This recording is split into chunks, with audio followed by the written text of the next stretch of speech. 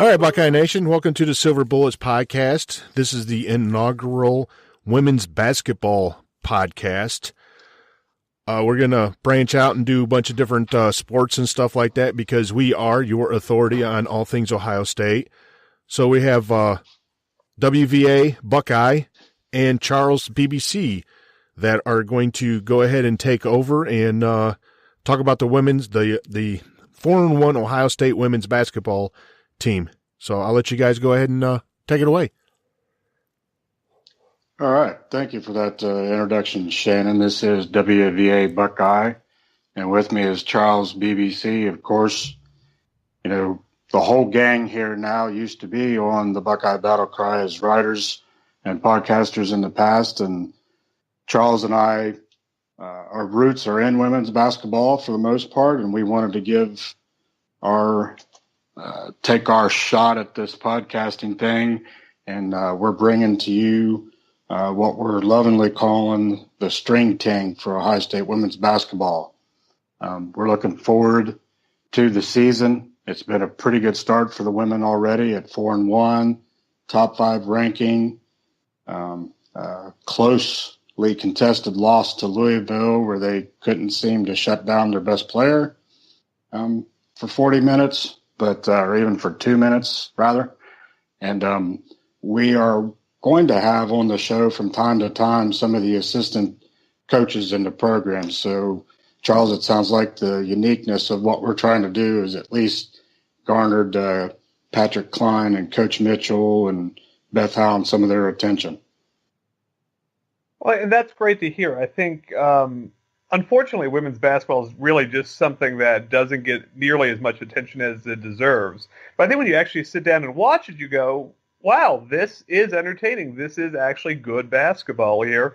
And at Ohio State, we're lucky that we have a program that is one of the best in the country now, and actually one of the winningest all time in the country. We're only not one of 9 programs to have won 1,000 career games in women's basketball, which is pretty impressive.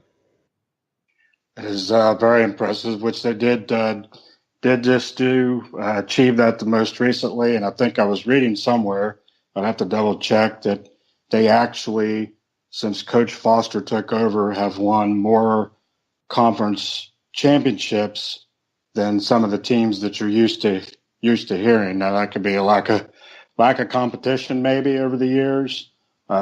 But right now, you know, they've been battling within the conference with the Michigan States and Maryland, who struggled at UConn today, should be right in the mix at the end of the season as well. Well, I think, to be fair, everyone struggles at UConn, but yeah, I think Maryland's going to be right up there. And frankly, they've won the conference the last 2 years. It's frankly theirs until we take it. That's exactly right, and you know, with this group of young ladies in Columbus that have played a lot of games together, returning this season, the top 5 ranking is not a shot in the jar. It's a pretty good pick to have them up there, and coincidentally, it would be a great year for them to make the Final Four, Charles, because they just happen to be hosting the Final Four in Columbus this year. Yeah, exactly. When they first announced that Columbus would get that bid 4 years ago, right at the same time we signed the Kelsey Mitchell, Alexa Hart, Uber recruiting class, and it kind of immediately popped up on the map of they're going to be seniors. We're going to be in Columbus for the Final Four. It's a great storyline. It is a fantastic storyline, and when you look at that class as a whole, really, other than Kelsey Mitchell's sister Chelsea, who had been injured to start her career and is finally starting to put some time together for herself. They got a pretty decent record for the 4 years that they've put in Columbus, and 5 of them have really contributed. They actually lost one of the players to a different program, to WVU 2 years ago, but the rest of them are still in house and really playing very well. It's not just the Kelsey Mitchell show right now. No, not at all. And I think that's an important thing. I think anyone who's paid attention to Ohio State women's basketball over the last 15 or so years, really, when we started to see the program start to rise again with the hiring of Jim Foster, and it's continued obviously with Kevin McGuff. We're used to being a one-woman team. We have one superstar. Maybe they'll have a partner in crime there, but it's pretty easy to beat us when you face a very good team, because if you shut down that one player, we haven't really had other weapons to go to, and now we're kind of changing that. Exactly, and Kelsey has, she may just walk away with the Player of the Year award this year because she is scoring already, as she always does, and already has several of the Big Ten three-point records, scoring records, is going after the big one this season. I personally think that she has an opportunity to get there. She's going to have a little bit of help along the way. And some of that, looking at this roster, she's going to have to get some help from Lene Harper and Asia Doss in trying to take care of the basketball this season. I definitely agree. And I think she has a very good chance at the NCAA career scoring record. And she's this week probably actually going to set the NCAA career three-point record. She's less than 10 baskets away from that now. So I think it's safe to say she's going to get that before our next podcast. I would say that she probably will. I was trying to see what she did against Washington today. I was actually hoping that maybe you picked up some stats for that before we got to the Washington game, but I knew that she was getting very close to being under 10, and what a story that is. There's only been a few teams in her 3 years already that have been able to keep her from shooting from the outside. And some of the times, she's shut herself down with a poor shooting night, very rarely a poor shooting night. But most of the time it's been because teams have felt like they have had to shut her down, and have been fortunate to have a great supporting staff. The Lady Buckeyes return 7 players who got significant playing time last year. Stephanie Mavunga, the 6'3" forward, also a redshirt senior. Kelsey Mitchell returning. Sierra Calhoun is the battler on this team. She plays so well getting up and down the floor. She is a redshirt junior. Lene Harper's returning. Lene was that one player last season, didn't really get a start, but she appeared in 24 games once she was eligible, and she just did a remarkable job. She made it to a place, Charles, where, if we can focus on Lene for a second, where Kevin McGuff and staff had to find ways to keep her in the game other than just subbing for Kelsey and Asia at different times. I'm very glad you brought Lene up, because I think she has really been the breakout player of the season. We'd seen hints last year and during her time at Kentucky that she really could be a star, but her start to this season has been incredible. I mean, she's averaging double-digit points per game. She's had, I believe, 3 double-doubles already this season, and she's a guard. She's averaging over 10 rebounds a game as a 5'8" guard, and you just don't see that all that often. Yeah, it's kind of crazy when you think about it, because she's probably taken some of those balls away from that Sierra Calhoun that Sierra's used to ripping away from people. She does have a crazy nose for the basketball and does a great job of actually getting to the rim too. She's playing really well right now. She is. I think she's really going to give this team a lot more depth in terms of scoring, a lot more options, and then that takes away pressure from Kelsey because they have another guard they have to pay attention to, and it also opens up things for our interior players, because now defenses can't just sag back and cover that post. They actually have to be aware of another person who can penetrate. And you talk about her double-digit scoring and double-digit rebounding so far. Has there been a better pickpocket in scarlet and gray in the Ohio State women's uniform in a long time? She's actually probably a better defender than she is an offensive player. I know that's a little bit of a stretch, but her defensive skills have really. I was surprised to not see her spend more time on the Louisville guard that went off, but I think maybe Coach McGuff at some point finally said, nothing we do is going to stop this girl from hitting these threes. Well, and that's true, and I think that's been McGuff's strategy his entire time here, because if we look over the past couple seasons, we've seen that, yes, star players will go off on us. I think the strategy is they're going to get their points, we're going to let them get their points, and they're going to have to do it by themselves. We're just going to shut down everyone else. And sometimes that has worked, sometimes it hasn't. So that's something I think we definitely are going to have to keep an eye on this season, because if this team is going to live up to its potential, which is certainly a Final Four contender, they're going to have to make that decision correctly. Yeah, and I think at times he's going to come across some teams where that strategy may not be the best strategy.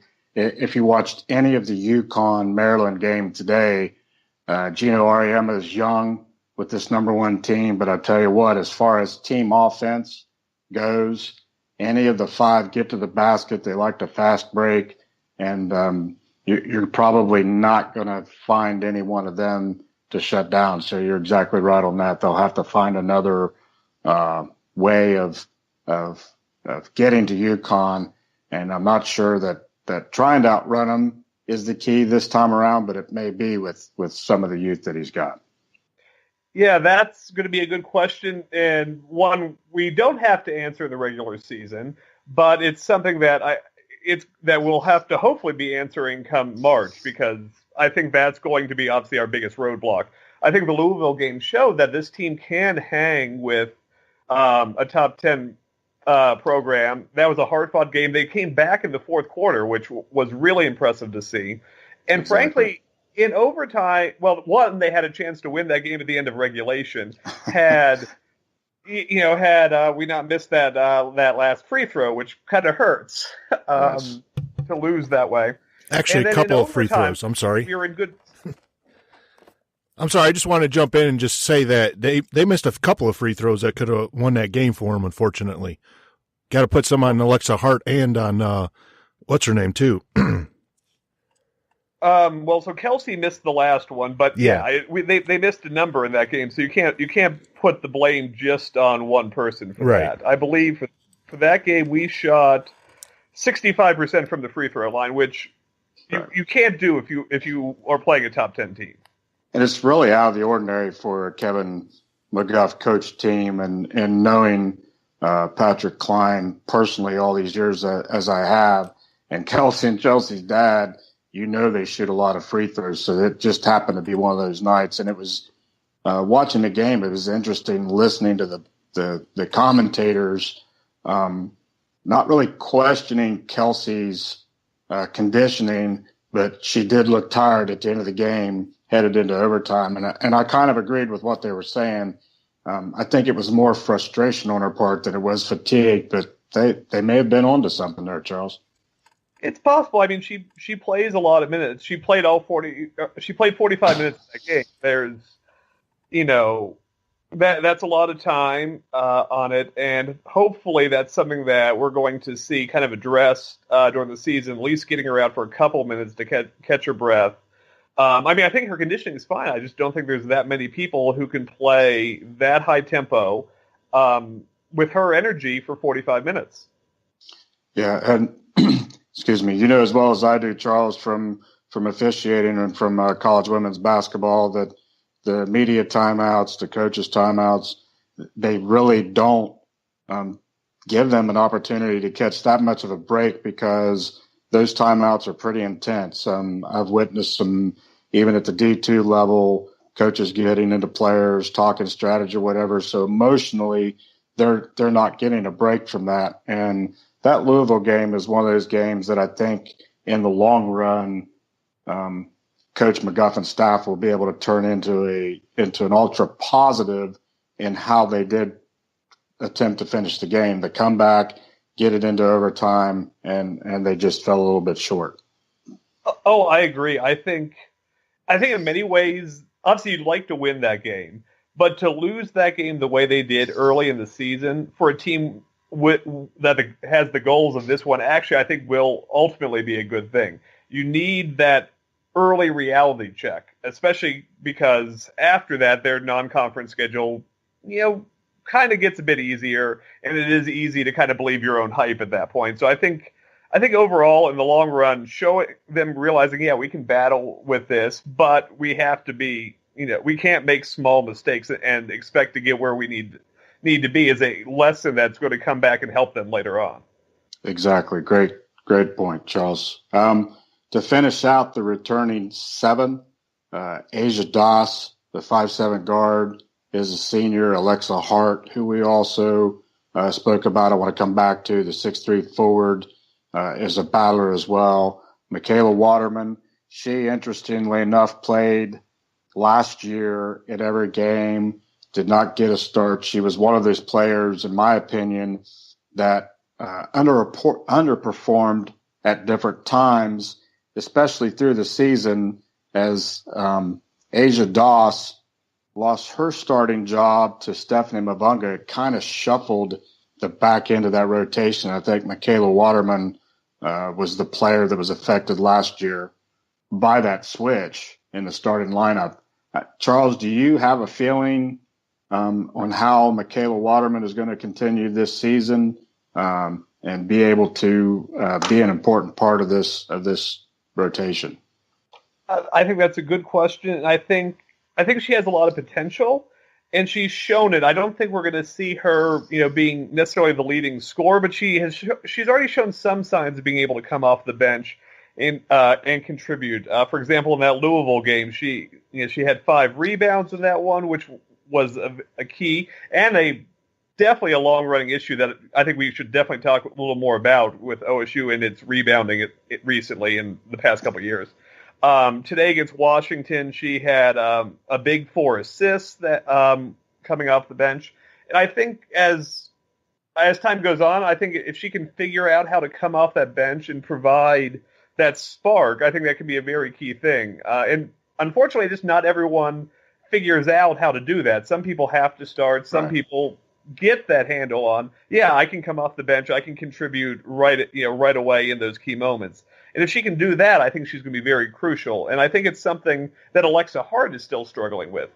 That she has a lot of potential there, but she hasn't quite figured out how to come off the bench yet. Yeah, and that's that was the other player that I was going to allude to, because it's strange at times, other than what Stephanie Mavunga has been able to do since coming over, that the identity of Ohio State women's basketball for so long, as you said, was, Chantel Lavender, players like that who were Big Ten Players of the Year, first team All-Americans, repeat, have the rebounding records, just dominated in the post in a time where Ohio State really needed somebody of the Kelsey Mitchell caliber to lead the team at point guard. They didn't have it. Now it's like you've almost completely flipped the mentality to where there are a lot of times in these games that we see 5 guard types in the game. So you brought it up. I kind of started to descend to it, but the rebounding has, and maybe I'm happy that we don't have Patrick on this week, but the rebounding has been pretty bad since Coach McGuff has come into Columbus. And I'm curious what your thoughts are, if they really worry about it, or let's talk about the lack of rebounding and how it's hurt the team. I agree. I think it's been a big problem, and it actually didn't start with McGuff. If you look at Foster's last year, that was really the year we saw the first decline in rebounding, and then it's just kind of carried over since then. And you're exactly right. Yeah, and I don't think we can blame that on the personnel, because we've had some changeover. Obviously, we've got a really good recruiting class. I do think some of it does come down to coaching style, or at least the style of play that he wants. Obviously, McGuff is very much wants to play up tempo, wants to get out and run, and I do think that maybe de-emphasizes some of that physical post play that we used to see back in the past. And I think that's something that we do need to get back to is that, yes, you do want to get out and run. You do need to be athletic, but you have to have someone, at least one person, if not more, that can get in there, that can actually out-physical another team.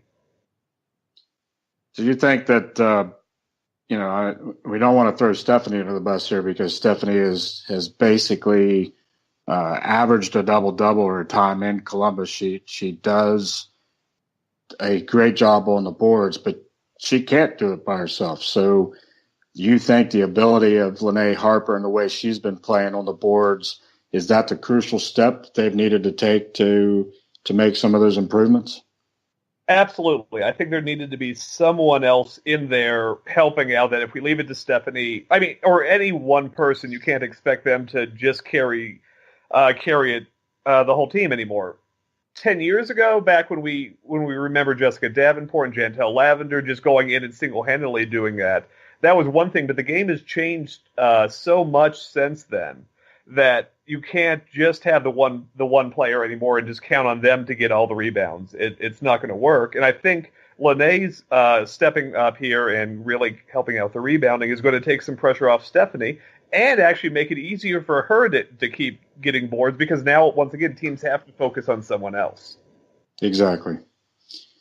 All right, well, wrapping up their roster, or rounding out the roster for this season, of course, we already mentioned Chelsea Mitchell, the 5'11" forward, is a redshirt junior because she was her first year when she came into Columbus. She was injured, took some time getting back up to pace. True freshman Savitha Javaraman comes in as a 6'2" forward. Carly Cronin is a returning guard at 5'8". She's a sophomore. And then Jensen Coretti, who I want to talk about briefly because she is from my area. I officiated her multiple times in high school, and people would ask me, is she the real deal? You know, the questions, Charles, did she just get lucky at camp? And always answered the same thing. There's not anybody that's recruited by a Kevin McGuff who's lucky. It's going to be somebody who is going to contribute.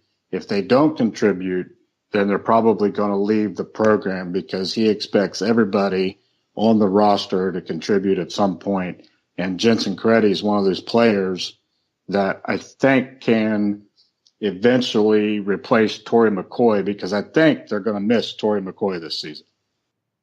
No, I would agree with that. And I find it funny that people would suggest that she got lucky in camp, considering she was named Miss Basketball in Ohio in 2015-2016. That's a hell of a getting lucky.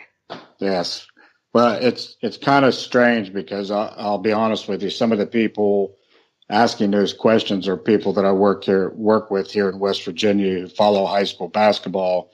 And we actually had a player from the high school that my kids went to here at Parkersburg South in Parkersburg that is playing for Michigan State right now. And they were just curious because they never really seen Jensen play like I had officiated her, and I had watched her a couple of different times too, even when I wasn't officiating. And I think she is a special player, and people are going to see what she's capable of doing. I think she's going to work herself up into getting some more playing time. I know recently she's been on social media, she's been struggling emotionally, I think, with the game just a little bit. But Coach Mitchell has picked her up. Patrick Klein has picked her up, and she had a pretty good game the other night. As a matter of fact, I don't know how she played today, but I'm sure you've got that. Yeah, I just pulled that up here. So today, not much. She got 7 minutes in, but really that was about it. For it. But I think somewhat she's a sophomore. She's still young, and there is an emotional adjustment and a mental adjustment that comes with playing college ball. It's not the same as high school ball, no matter how good of high school ball you played. And I think it does take time. It does. And she, her team, River High School, about an hour and a half up the river from me here. They play a conference that's mostly about the same school size. They did play some better competition at her time, and I officiated a couple of those games, and she definitely will need to grow a little bit more, and I think by the end of the season she'll be somebody that's definitely in the mix there. So, go ahead, Charles. No, I was going to say I was just going to agree that I think there's a good opportunity for her to do that, and I'm really looking forward to seeing how she really kind of steps up. Because especially on a team with so much senior leadership, hopefully that will give her something to, kind of follow along with, representing a model for her. Exactly. All right, so we've finished up the roster, and out of the 7 returning, Charles, I've got a person in my mind, but in your mind, who's that one person that's really got to have a different season this year than they've had in the past season or past 2 seasons? Oh, that's a good question. I mean, I think the key for this team is really, I think Lene Harper is going to be the key for this team this season. That someone else who can step up, who can provide another scoring threat, another defense. Obviously her defensive skills are top notch, and having that person in there, I think is going to be absolutely key. The other, I think the other player who I've really enjoyed ever since she got to Columbus is Sierra Calhoun. She's an amazing outside shooter. She struggled the start of this season with it, but I think if she can pick that up, that's going to be a big difference. And the fact that she's got a lot of size. She's a 6-foot guard, and that can shoot the 3. That is a defensive nightmare. That's right. Yeah, it was it the Louisville game that she actually had her first 3 of the season in a crucial moment. I was watching close to the start of the 4th in that game, and I think they when they started their run, she may have actually had the 3-pointer that kick-started that run, and I thought the commentators mentioned that was actually her first 3 of the season, which kind of surprised me.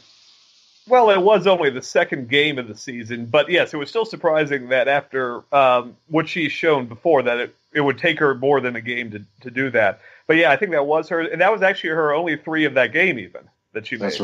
That's right. Yeah, so she's still struggling with that, but she's a shooter, and eventually you shoot your way out of that. All right. Well, that finishes up the roster, and the players, for the most part, returning. It's a pretty good percentage of how many points they scored as a team last year. We've already told you that we believe the rebounding's got to get better, and looks as though because of Lene Harper's hustle and heart that's starting now to develop a little bit, at least early on in the season. And your thoughts on the season so far? 4-1. We've already discussed the Louisville overtime loss. Defeated Washington today in a game that they probably showed a little bit more heart than they had previously so far in the season, other than beating a pretty good Stanford team. Well, yeah, I mean, the Stanford win was a huge one. Stanford's young. That game would be very interesting to see played again in February or March. I think that it probably would be a closer game, but I think both teams will grow a lot from that. So I think that was a big step for this team. Then, yeah, today against Washington. Washington had kind of struggled this season. They were 1-1 coming into it. With a strange upset loss to Idaho State that really no one expected. But then they turned around and had beaten a pretty good BYU team. So it was kind of a big question mark of who is Washington? What are we actually getting? And then, of course, there's the interesting fact that, Kevin McGuff came from Washington, so there's definitely some extra emotions there. There were some people who were not thrilled with how he left, so I suspect that there was some extra emotion from the Washington side of things as well. Yeah, so do you I wanted to touch on that just a little bit, because I know the storyline that came out of that was one of those things where people said he wasn't going to leave because he had only been there a couple years and was pretty happy with the situation. But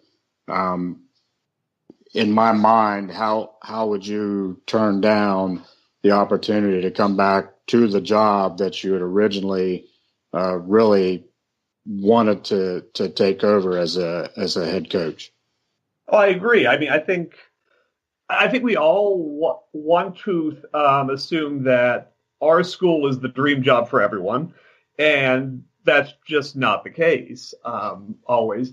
And I think that even in a good situation, sometimes you have to follow your heart, and I think that's what happened in this case, and and especially the fact that you then throw in the level of resources that Ohio State has. That if, frankly, they want to win and they want to become a power, they can commit resources that almost no other school can do. Right. Yeah, and that's got to be huge for him. It was nice that I had the opportunity to meet Coach McGuff when he first got into Columbus, and we developed a little bit of a relationship, not anything to brag about, just talking about players on the side and different opportunities to learn about his style of play and as always brag. I've known Patrick Klein since he was playing middle school basketball here at Belpre, just across the river. His team made it to the Final Four his senior year, and if they would have won, they would have gotten LeBron James. So that's his claim to fame, but he's developed a pretty good coaching style and has been around the block a time or two. He's been at Ohio State as an assistant for a very long time and does a great job for Kevin McGuff. So it was interesting that he didn't really hesitate at the opportunity to come to Ohio State, and a lot of it had to do with what he thought he would be capable of doing here with those kind of resources. Yeah, definitely. And I also think that as someone who lives out in Colorado now and has seen how basketball differs from the Midwest to kind of more out here, I haven't seen the state of Washington, but I can certainly say the fact that Ohio and that Midwest, the recruiting ground is a lot more fertile too, which I think presents a lot more opportunity for a coach. Exactly. Yeah. All right. Yeah, officiating out here in Colorado, I will have to say that there's a few good high school players, but I can understand why colleges don't come out here all that much for recruiting. Where are you trying to say that you're out in the middle of nowhere, Charles? I'm not in the middle of nowhere, but I can see it. All right. Well, what would you say, looking at the schedule for the Ohio State women's over the next couple weeks and into the holidays? What would you say is the marquee matchup that is coming up? Well, so this week over Thanksgiving, they have the Play for K showcase in Vegas, which I mean is a phenomenal thing. I'm very glad that they're doing this. It's a really great cause. Cancer awareness. KEAL was obviously a huge influence on the women's game, and being invited to this is obviously a big honor for the team. And it also presents a good opportunity because you're going in there, you're playing 3 games in 3 days, which is great preparation for March. I think every team should try to schedule something like this just to get that short turnaround time. How do you prepare in that case? Because some coaches, some teams excel at that quick turnaround. Others, are really good at winning that first game where you've had time to prepare, and then struggle after that. So I think this is going to be a great test to prepare for the Big Ten tournament, to prepare for the NCAA tournament. And when you have a senior-laden team like this is something that they should be very good at. Then obviously we have a trip to Duke coming up at the end of the month, which is going to be a huge thing. Duke isn't the power that they were a few years ago, but they're still a dangerous team. And I think anytime you get a chance to play against a team that's going to be in the running for an NCAA tournament spot, it's going to be a big thing. And on the road is also good. We also have a trip to Florida coming up. So getting some big marquee road games coming up here, I think are the big things I'm looking to see. How does the team do on the road? Because we haven't done that yet.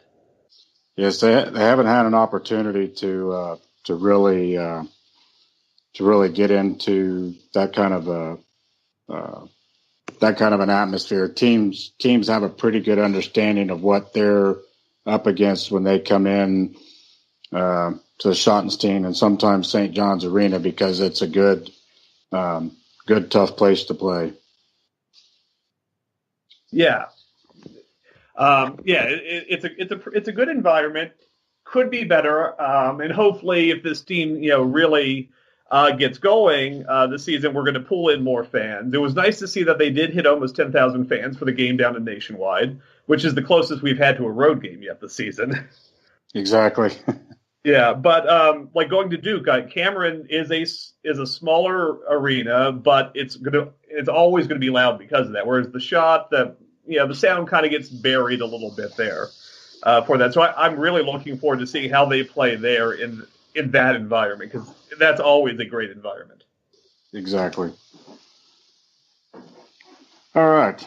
Well, we have definitely covered just about everything we can cover as far as the roster and what the next couple of weeks looks like. One more topic that I want to discuss, and I want to remind everybody that Charles and I are planning to be here every other couple weeks now and see how everything goes. The last topic that I want to bring up is something that Charles and I have actually spoken about before, is the change in a lot of the sports that are adding the early signing period. And in this case of the Ohio State women's basketball team, with the two players that they signed in the early signing period, neither one of them should chase off the big fish that is still out there, the number one player in the country that they're hoping that they will sign during the normal signing period in the spring. But they picked up Janai Crooms and Aaliyah Patty in the early signing period. And Charles, I'm not real big on the early signing period at times where it may affect your other recruiting, the big push for the recruiting class. But I think these two players may have sent a message that they're committed to coming to Columbus so that they can get the number one recruit. I agree. I think the early signing periods, it's a two-edged sword. It's one of those things that you have to have. You can chase off really good players because they're going to go, oh, there's going to be too much competition here, whereas other places, I'll be able to step into a starring role right away. But at the same time, it can go the other way, and they go, oh, they have some really good pieces there already. I do want to come and play here because I'm going to have help. It's not going to be me expected to do everything. So it can really go both ways, and I think it comes down to knowing the personality of the people you're trying to recruit. And are they looking to be the big fish who is going to be the star, or are they looking to play as a team and win championships?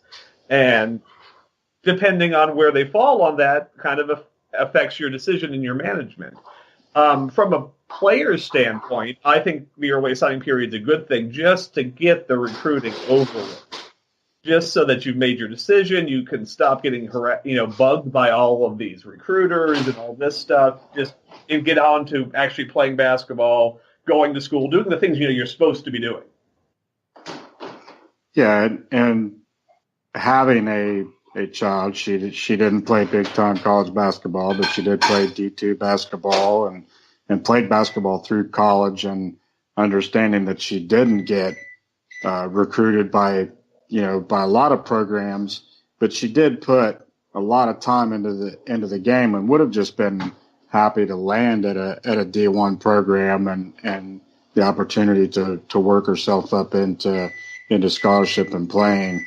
But it does pose that age-old question: do they really already know at an early time in the recruiting process where they fit the best? Or is it really truly that difficult for them to decide where they're going to play their college basketball. The player that I'm speaking about is Nalissa Smith. She's been in Columbus. She's been in Columbus a couple of times, and each time she's been in there, there's been a picture that's come out of her in a number 3. And that is the intent, is for her to come in and immediately be able to replace the loss of a Kelsey Mitchell. I don't know enough about Nalissa Smith to make the statement that she will be able to do that, but the coaches recruiting her, and Patrick Klein may be one of those coaches, they do know if she has this capability. She is from East Central High School in Converse, Texas. Our blog, that's what she said, that Charles and I write for. We kind of branched off from the things that we were doing before.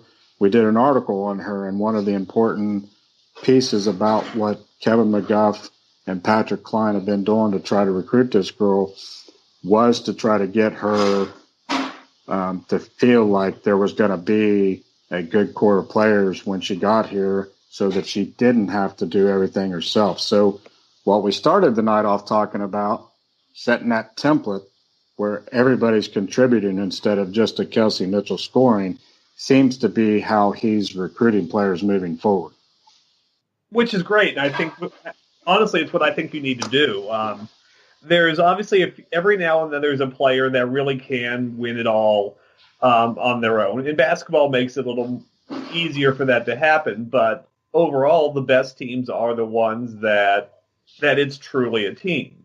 The reason that UConn stays on top all the time is while they've had their superstars, it's not that big of a drop off between their star and numbers 2 through 5, and that I think is the right template, and I'm very happy to see that seems to be what we're doing with this recruiting class. Yes, it does. They brought in a couple of needs this year. Signed. I think there was another player that signed in the early signing period, and for some reason I can't find her name right now, but we'll try to get that information for you the next time. And, of course, Charles and I are planning to have a recruiting special at some time during this season. We'll have to do it without assistant coaches' help, though, Charles, because they're not allowed to talk about any of these players. But hopefully that show will have some good news about Nalissa Smith. Hopefully that'll be the case, and that's definitely something that I'm going to be watching in the next couple weeks. All right. Well, I think that did it, Charles. I think we made the right choice. I really enjoyed this evening. I think this team has got I think it's got a good mojo about it. I've got a good feeling about where they're going to end up at the end of the season. And hopefully we're going to be watching them play at Nationwide Arena at the end of the college women's basketball season. That's what I'm hoping as well, and I will definitely be making the trip back for that if we get that far. Outstanding. Well, we'll definitely have to get together and do our podcast from Nationwide Arena then, huh?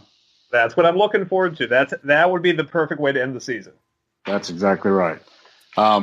You have any final thoughts on tonight's show? No, I had a lot of fun. I'm glad we're starting this, and hopefully this is something that's going to continue and get a lot of listeners who are also really interested in this. I think we will. We've got some, you and I have kind of been the leaders of Fans Interact. Maybe we can get Jeff from Columbus to stop in one of these nights, and for the time being, we'll see how every other Monday, Sunday night, Monday works for putting this thing together. I definitely want to thank you for agreeing to do this. I've been wanting to do something like this for a long time. I think it is going to be fun.